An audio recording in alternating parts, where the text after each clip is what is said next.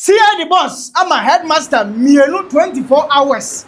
Betcha, I watch headmaster, and Aguna Federal headmaster, 24 hours. So when you Grammy Nubi MPA, the besi, a horror, and Grabbe, and I walk on once and Dibre, Naman found Grandy and for Amasumo, Naman said, Your Maya, now Hunumuka, aha, a greater one TV, subscribe, like, and share. Na obisu enye bi no hwe na mame kan se mo nchiro se eye bi ato anase program bi na wo ye na opese wo mo no ne anase obeti babi na se wonti maye na se no opese hwe bia ana opese utwa to wo na wo de ka da achi asem bi se ebre bi atwam ye video we a GreaterOne media e wo ho se ombe assist e wo nima bi a wo pese wo ye se ye program wo metwa na live e de ama na da achi bi wo de akan wa se babusu ensem ni mu nchiremu ni se na me di kan subscribe na like na share na obisu enye bi no hwe wade nkyira bia fato comment section wa mrepam no ye bebom na ye de akire na wonso wanya se GreaterOne TV ni.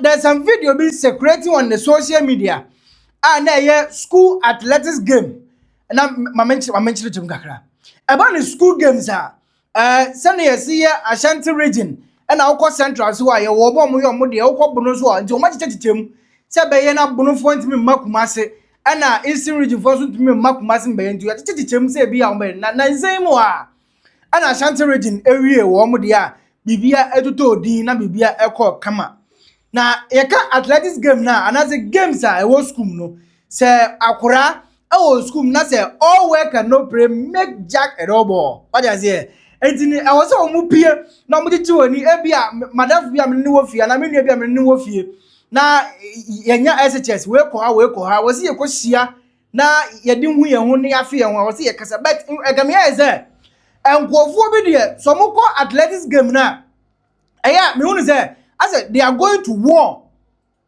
omukọ war na mamenchirem agura suedro SHS ana brachire secondary technical Eastern Central region dey na making one more athletics na Ashanti region for we omo de kama no wo bra omo ye omo de na egusu a ekoso amene o kasa ekura ekoso yi abusia omo de ne eyewo enye nijie anasa enye ade bi talent omo koye eyewo na omo de ndi omo kwakoye na no ana dididi mu ana obrachire secondary technical school ana Swedro school of business ade akwakọ boani abra omudi agro no omudi akọ boani ntokwa gidigidi mo mu dwane ade ana omoti hye akora ba akoso a wo mabu akora na machese wo hwe de akora nima ye kona ni ma me kora ho no kora na wra be ho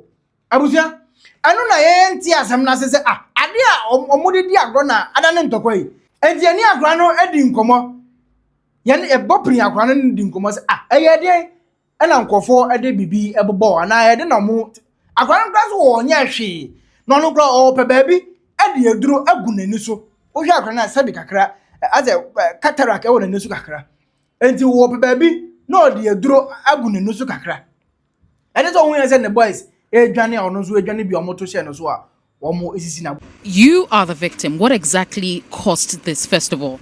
The tears thrown at me when I was looking for a place to sit. So that I'll use the medicine on my eye. That's what happened. So you were basically just looking for a place to sit? Yes, it happened unexpectedly. Okay. So, but tell us, you're saying you didn't do anything to provoke? No, I didn't do anything. I was just standing there. And they started throwing the stone. What happened when they started throwing the stones? I wasn't looking. When I turned, I saw my colleagues running, but I didn't know what was happening. So by the time I realized, the stone came to hit me. So you're saying you didn't do anything to these particular students? No, I didn't do anything to them. What would you want to be done in this particular situation? I want them to be arrested and anything that the government wants to do to them. What's your full name? My name is Akwakakowi Fiajigbe. Enja kwana kase wie ye na chi no. Ana MC a owo ho. ono na asem no se ne emutie no odo musuko ede emahe na bretia me gotie MC na bra no so kasa ne emre sesi e Mira nyame cha yi ga no temenka enzo ya fidi kase esuan awie yam wa ha acho me chemwetifo ya tiefo jo so da se wakwan ya bankrate pani de na chesampotamu ahobambo nyina da wo na se de wobam amania ban na ote ye fa sukufo yi nhia mu om kokodi agora ye se enam so ama yakwa akopira ba akui. Yes, and see intako I would say any anime omoko adibia bia omoye mutinche mwapo mu by idea no ye original level ye to connection level. It's this year no I shall say last week Thursday the omono be about this time na the best kakaya you know you won't say amount for shots on the top bob a student na bachelor senior high school for no nti abanasa no na quickly me information to be fed me headmistress of the school me catch not okay Saturday day obetwe within that short possible time na yes aklaba ko he had been injured nti or fear rushing for federal government hospital headmistress here so bakwa na bakoso ye de uba no bi e kan no nti e kan no say okay say first 18 no omwara no between ashakola na nti omo no now, ultimately, no call the federal government hospital, first one. By 5 o'clock, no, na, Kolani na moye. The Friday, no, na, Kolai science, of course, Mukedia growing. Mokoye, no, na, one of the students are young one, a video no mono. Or say, federal school of business, students and catchers on Kana Anthony. See, okay, she on a more corner, na way born, no way born, na Korean, Yakwaka, we do not equal. But current as we speak, we put on hold on the sporting activities. As soon as I also got a video, may share with the Director General of Education, Regional Director of Education, the National Director of Education, and after Director General of Education, was someone meeting. Regional director, the two administrators now, most woman, with Colano, Awfo, 1 p.m. and never see home piano, woman waiting for us. But currently, as we speak, Colani I see, getting home, other media reporting somewhere, one of getting home and where we pass about 8 of them. Mira medase na enkwada ya omudi dwuma nyame adom ya capture omo video sunti wo monim eda ho besisa brei ya chi obi empachansa na beba na busua bra Facebook anjo 102.9 FM said ya bo akwada student abu omunua student bakwa wuri agina no konso aye kananya asem ketwa wo behu bi ewo ho Mira kalala na mebisa se ya chire obi ana. Yes, nti so we share some weekend. And so yanda yes, me ka say actually plan to me you busa here to move it town on mobile until we are here to arrest those people and manage kakra some see wo agona agona district and your district just that the school involved no your brother and woman home until me ka say music ekoso agona municipal police for no so much manam so I bet you na director of CID so aba modi omuna di omunyam ebabu adwumedi no ntino I can assure you whatever we have to do to ascertain the truth and to arrest all the students involved, we are ready to do that. And yeah, mana I think we cultural Mira yada sepa sadru wajim na obwasa baya tentene ne ebeye adwuma yera kalala nyamecha igan ono na ya bankrate pani wo Senior West District ono na ansi awone mpasuaso na wom suku no a yeburu akwada no woni mpasuaso na chasa ne ba ene kodi agro ewo baabi ena asemi ato no nti wafa asam na bona boso a wose wodi achire video no bi ena wo hwe no wafa ara husem ewo mu ne se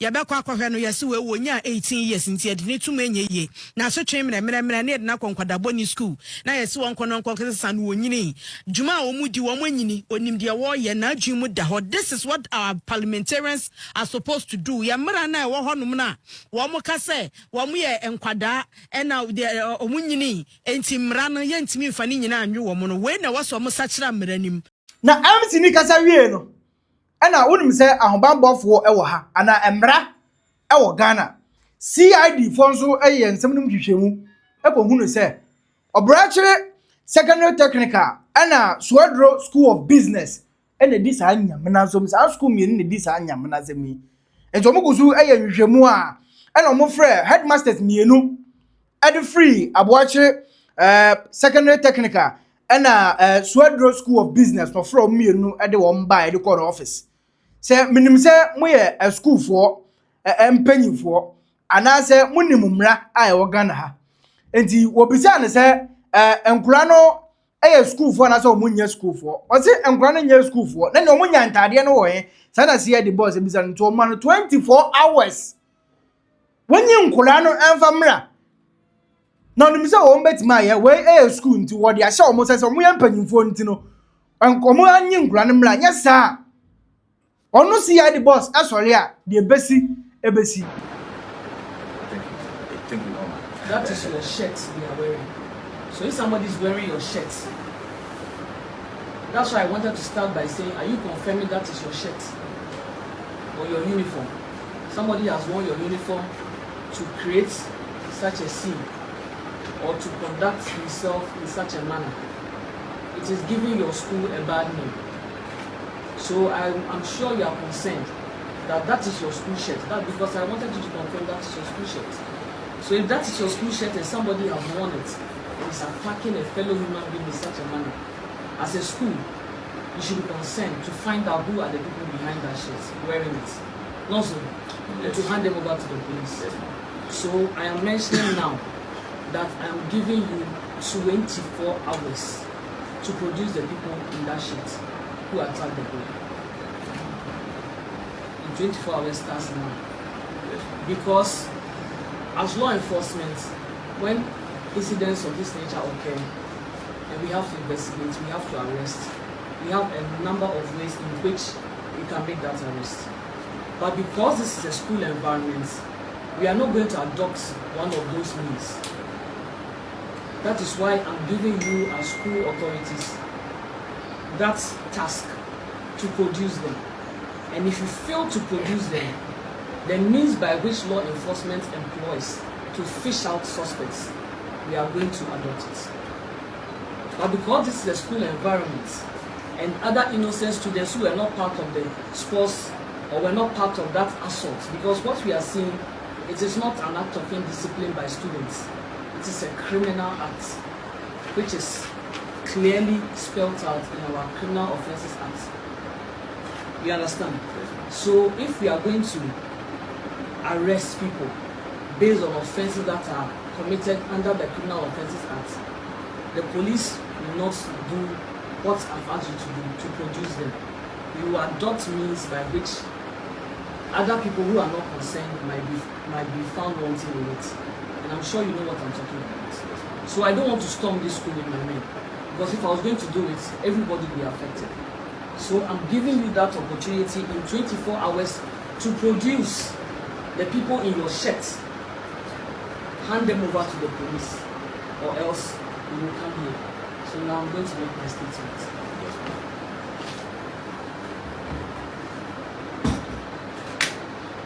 Are you ready?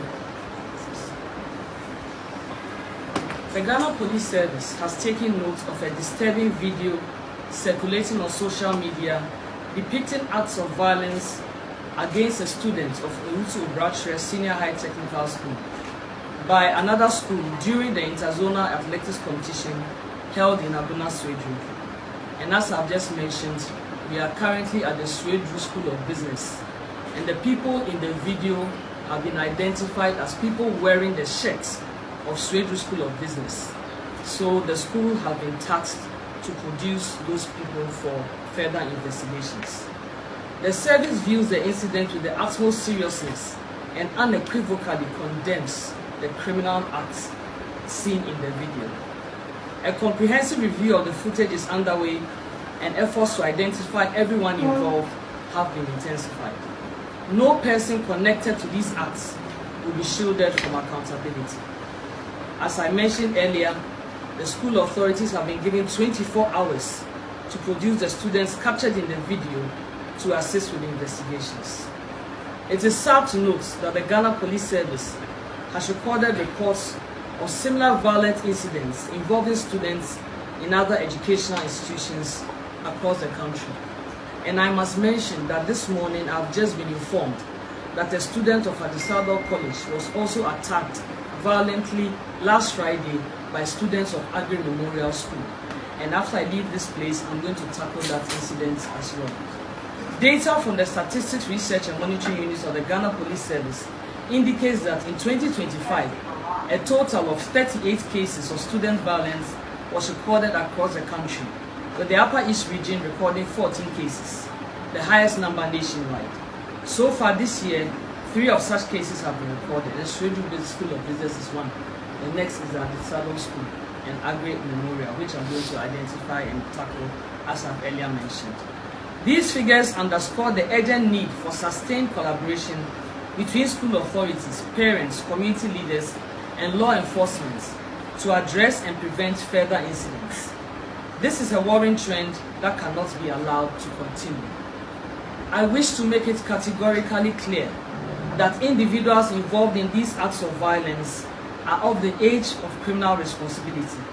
Hence, when they are identified, they will be arrested and made to face the full rigors of the law. They are students, they are in school, but what they have done amounts to criminal acts. And when criminal acts are committed, they have to be dealt with according to the law. I therefore call on parents, guardians, teachers, school administrators, and the general public to work closely with the police to ensure responsible behavior from our young ones. School premises, school environments are intended to be safe places where students are supposed to be learning and being taught. And if they have to play and socialize, all of those things should be done in a friendly and a safe and a secure environment. These incidents cannot continue to occur on our various school campuses. So administrators, you have a huge responsibility to ensure that this incident is going to be the last that is going to occur within your school or any other school around our country. The Inspector General of Police, Mr. Christian Teteyoholo, has directed regional, divisional, and district commanders nationwide to hold direct engagement with schools and help students appreciate the legal consequences of such conduct. Let me use this opportunity to admonish all young people to use peaceful means to resolve their differences and report to your teachers any situation that goes beyond you for the necessary redress. Don't take the law into your own hands, and note that there are consequences for every choice that you make. So I will advise that students should choose the right options when they have to tackle issues. So on this note, I'd like to bring my brief to an end, and I want to reiterate my charge to you that you have 24 hours to produce those students, because it's a matter of concern. My team is here, we are ready to move in and ensure that the people who attacked that students are brought to book. Thank you very much. Eti say ana bibia etie e wo honom. Wama mo 24 hours. Say wama nyi enkura no amfa ma na de ebesi e wo honom. Na ebusia ade we de ya na enyam na sem kakra. Ade a omudi kodi agro. Omudi ekoka bibi anaze obi talent oko yie pie honom. Obi de anyum 20 na entertainment wo school. Athletics omubo football anaze mo yentako a appear obi so talent e wo honom. I remember 209 wakasumu obosi sectec. Sa athletics ya na yi wo mu pie ne so soccer ya na yi wo mu pie. Enti so obi uni talent na obi ko ne de ntokwa sen na wo. Abusian mo na free Swedro Central Region honum ebeto GreaterOne TV yensa so de yenso yepubo hu bi nzo e de akire. So subscribe na like na share na obi nso enya bi no nhwe de bese bia no ye ma so ensi wo ho ya hyebo se ma won so watie na fa wadwe nkire bia fa to comment section wo meden e de Coffee Bless from a champion Jay-Z akram.